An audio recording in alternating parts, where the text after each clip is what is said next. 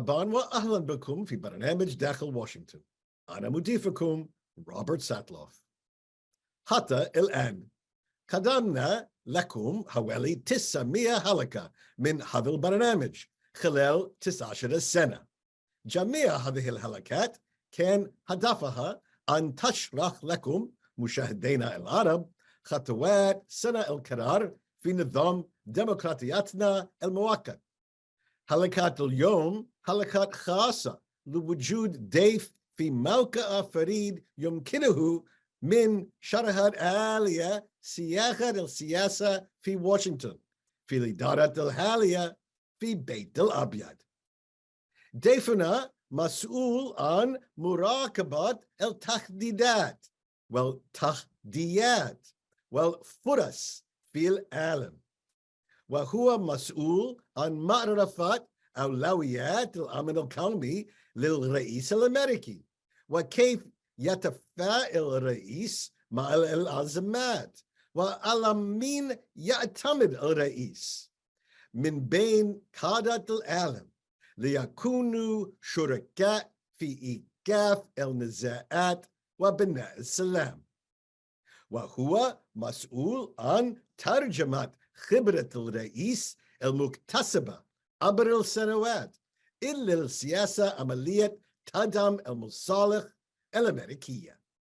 في هذا الوقت الحافل بالتحديات العالمية والحربان ساخنتان في أوروبا والشرق الأوسط، نستضيف في حلقتنا اليوم مستشار الأمن القومي لرئيس الولايات المتحدة الأمريكية السيد جيك ساليفان. Welcome back to Dakhel, Washington. We are sitting in the old executive office building in the diplomatic meeting room with our very special guest, National Security Advisor to President Joe Biden, Jake Sullivan. The purpose of this show is to explain to Middle East viewers how our system of government and policymaking work and to show them the people that make it work. And so I'm delighted that you would let us talk with you today here in the White House. Well, thanks for having me. So let me begin with a broad question that's specific for you. It must be a challenge being the National Security Advisor to a president who has as much foreign policy experience as Joe Biden. What do you bring to this job that is specifically Jake Sullivan, and how much of this are you channeling Joe Biden?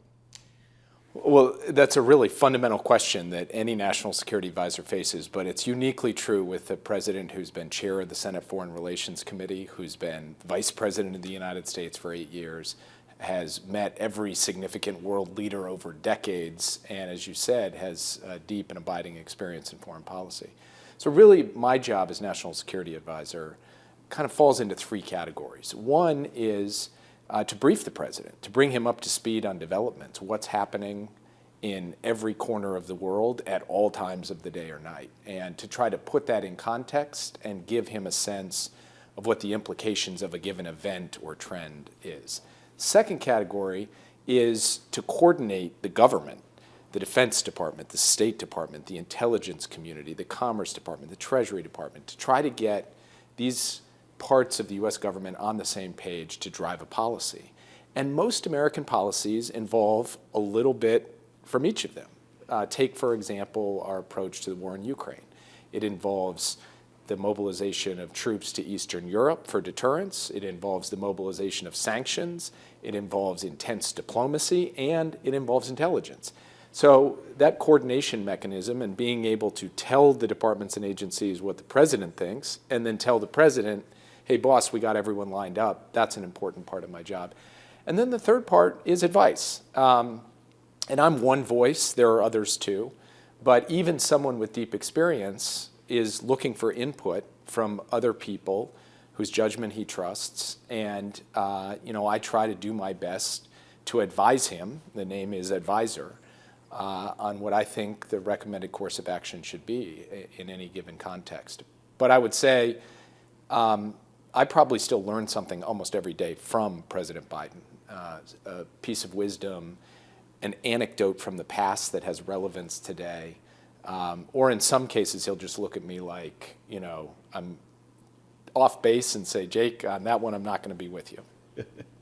How do you decide between what is urgent, what a crisis that the president needs to address today to save lives or to resolve an urgent conflict, and what is important, something which needs to be addressed in order to ensure peace and security for the long haul? How do you balance between the urgent and the important, and how you play on the president's time and attention? Sometimes dividing between those two things is pretty straightforward. If there's an attack on U.S. troops, if there's a major political event in another country that we have to deal with, the time constraint is imposed upon us. We don't have to make a decision. And for some of the longer term trends like climate change or artificial intelligence, you know that's more in the important bucket. But there's a lot in between. And I would say the most important factor for what separates an effective senior staffer, a national security advisor, and an ineffective one is the discipline. It is the discipline to say, here's how we're going to allocate our time, here's how we're going to allocate the president's time, and here's how we're going to make sure that every single day, no matter what's happening in the world, we are setting aside some hours to work on the long term, to build American strength, to build our allies' strength, to build problem-solving capacity for problems that are only going to be solved over years and decades.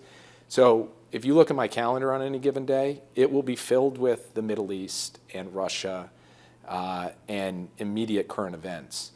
But it will also be filled with technology and economics and climate and energy and building the institutional capacity of the U.S. government to respond over time. And that is fundamentally about discipline. So I'm glad that you mentioned all the range of issues, because I was intrigued. You recently gave a speech in Davos, and you identified, quote, the main challenge of our time as strategic competition in an age of interdependence. You could have said climate change, you could have said threats to democracy at home and abroad, you could have said dangerous artificial intelligence, but you said this. Why? Well, if you look at the challenge facing the United States today in 2024, we have a significant competitor in the People's Republic of China that has both the intent and, for the first time really in history, the capacity to compete with the United States across every major category: economics, technology, military, diplomacy. And we need to compete effectively.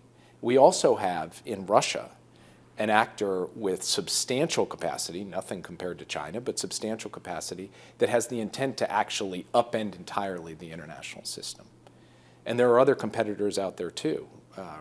Iran would be a good example. But at the same time, we have a world in which the fundamental security and vitality of the American people and the American Republic depends on working with a range of countries, frankly, including countries like China, on issues that affect the daily lives of Americans. Climate change being one of them, managing the risks of artificial intelligence, managing the spread of nuclear weapons, making sure that the global economy is effectively stable so that there's not some catastrophe, and as COVID-19 showed us, working on public health so a virus in a faraway place doesn't end up in the future causing the kind of havoc that COVID-19 wreaked. We got to do both of those. We got to compete vigorously on the one hand, and then we got to work together with other countries for these large set of transnational challenges.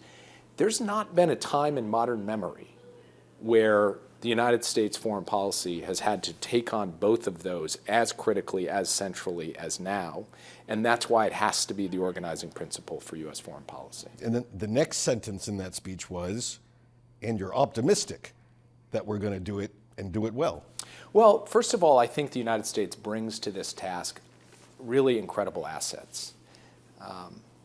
If you go back 3 years to when President Biden took office, the storyline out there, propagated by the PRC, but by a lot of other countries too, was inexorable rise of the PRC, the East is rising, inexorable decline of the United States, the West is falling. You look 3 years later, and I think the capacity of the American people for resilience and reinvention is on full display. You know, we're sitting here on a day where there was just a jobs report. More than 300,000 jobs, unemployment's at 3.7%.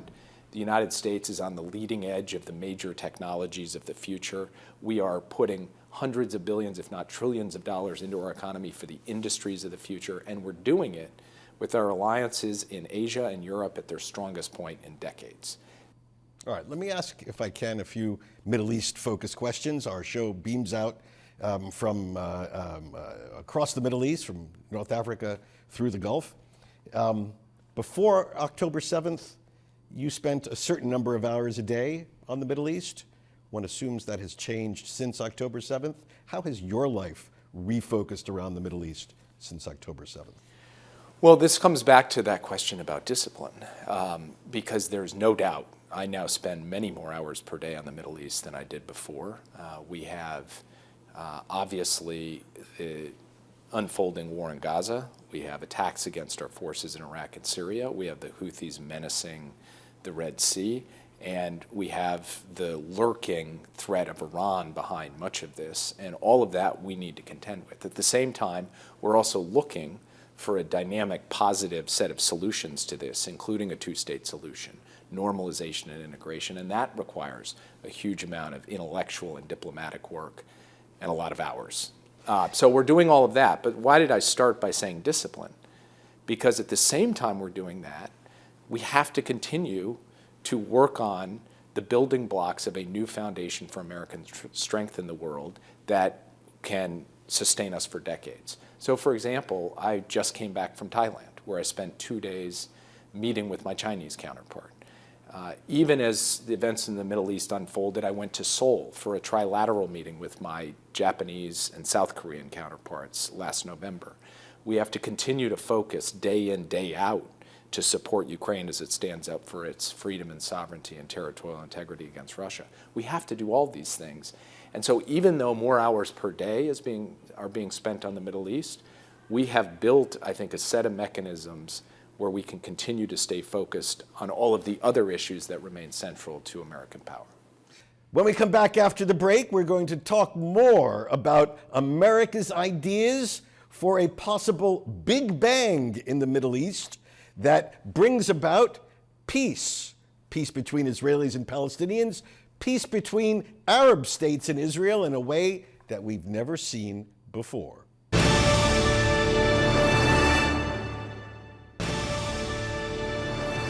Again, my guest today is Jake Sullivan. Jake is the Assistant to the President for National Security Affairs. He has served in that position since President Biden came to the White House in 2021. Previously, Mr. Sullivan served as the Director of Policy Planning in the Barack Obama administration. He is a lawyer by training with a long experience in American foreign policy. He is the author of An American Foreign Policy for the Middle Class, which is his signature approach to the challenges America faces in the world in the 21st century. Jake, many people in the Middle East, I know you just referenced the barbarity of October 7th. Many people in the Middle East don't see this. They see what happened on October 7th as a legitimate military operation. What do you say to that? I fundamentally reject that. Absolutely, categorically reject it. This was a barbaric terrorist attack of monumental scale. It involved the wholesale slaughter of innocent people, women, children, and not by accident, by design and intent.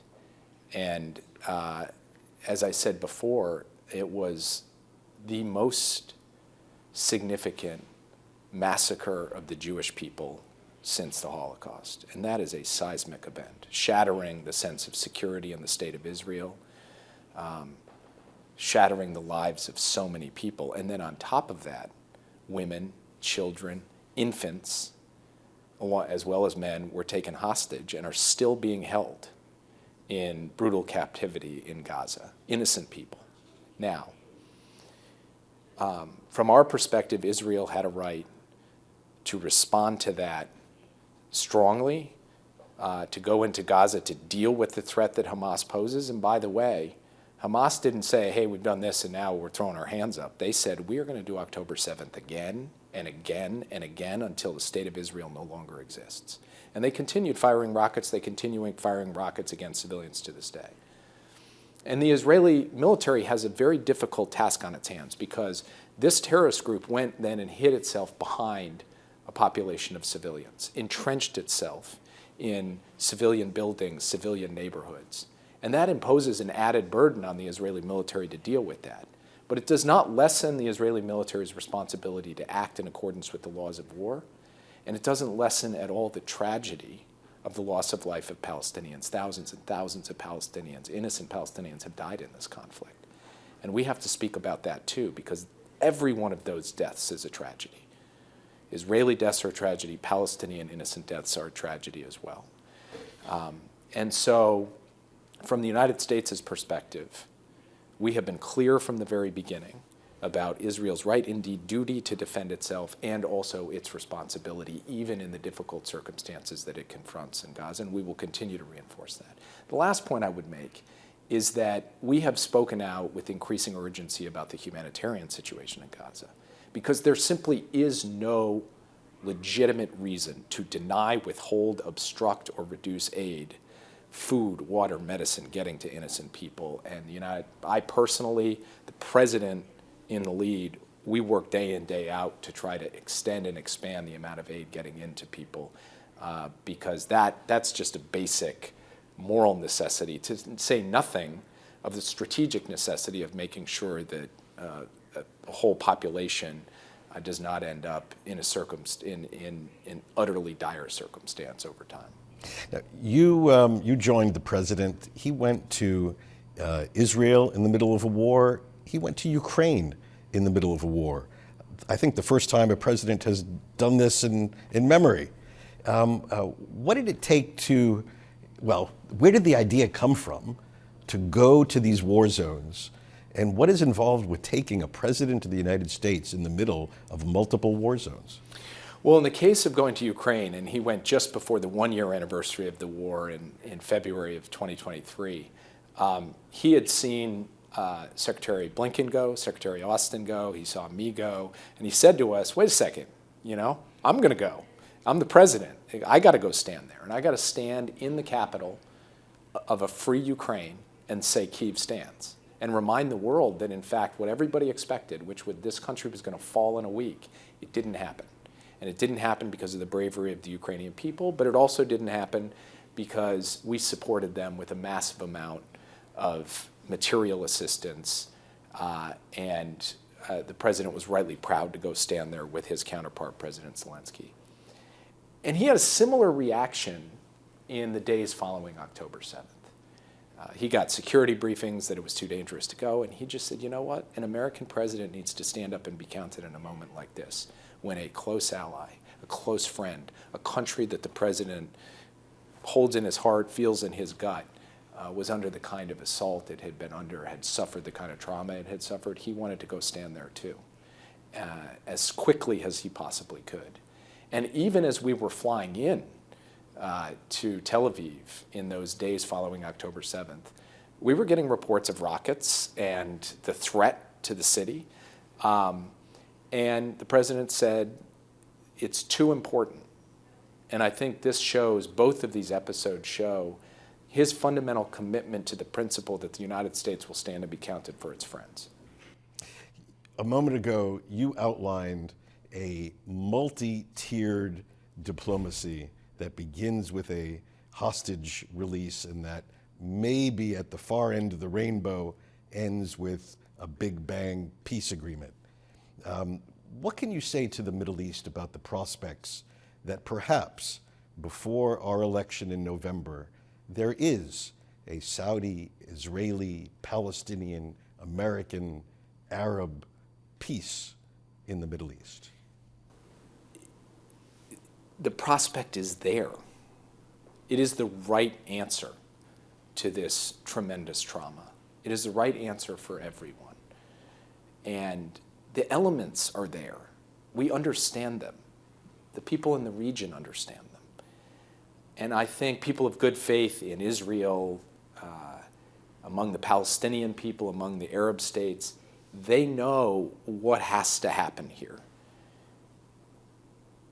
I'm not going to handicap the likelihood of it happening or not happening. I will just say that it can, it should, it must, and we will work every day to try to make sure that it happens as rapidly as possible. Some people look at the last 3 months in the Middle East and see a Rorschach test. They either see Israelis and Palestinians in the most recent episode of a 100-year conflict over territory and ideology, or they see the most recent episode in a 45-year Iranian effort to expel America from the Middle East and hurt American allies and American interests. When you look at this region, do you see it in one of these two lenses, or do you see it as a mixture of both of these?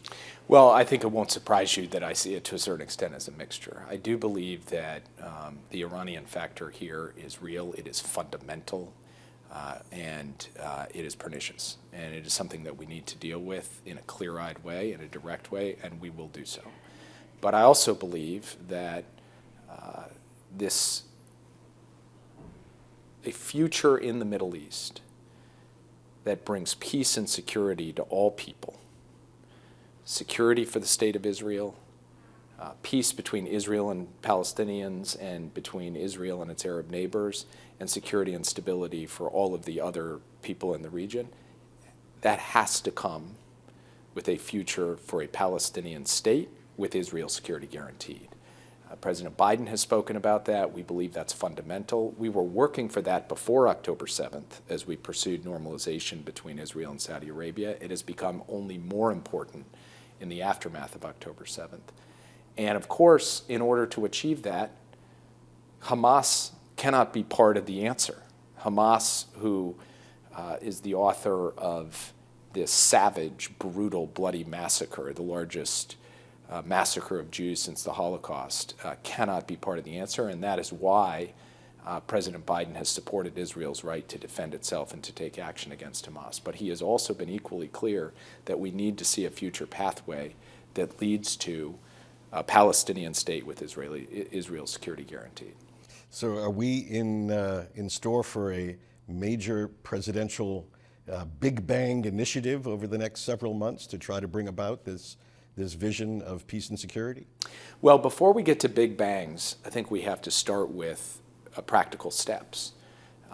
When you take a step back, the way that we look at this is that the key to unlocking long-term stability is a two-state solution with Israel security guaranteed. The key to unlocking that is an assurance to Israel that it will be normalized and integrated into the region. The key to ensuring that is ending the war in Gaza in a way that also protects Israel's security. And the key to unlocking that is a hostage deal. And so before we get to any big bangs, what we need to do is drive hard principled diplomacy, working with Qatar and Egypt and Israel to generate a deal that brings hostages home, including the American hostages who are being held by Hamas and other militant groups in Gaza. Let's take that step, and then we can build from there towards the vision that we've been talking about. Very good. Jake Sullivan, thank you very much for joining us on داخل Washington. Thank you. من البيت الأبيض نأتي إلى نهاية هذه الحلقة الخاصة من برنامج داخل واشنطن. إن كانت لديكم استفسارات أو تعليقات حول البرنامج، وخاصة حول دار مستشار الأمن القومي، أرجو التواصل معي عبر تويتر على هاشتاج Inside Washington أو مراسلتي مباشرة @RobSatloff. أراكم في الأسبوع المقبل، وحتى ذلك حين شكرا وإلى اللقاء.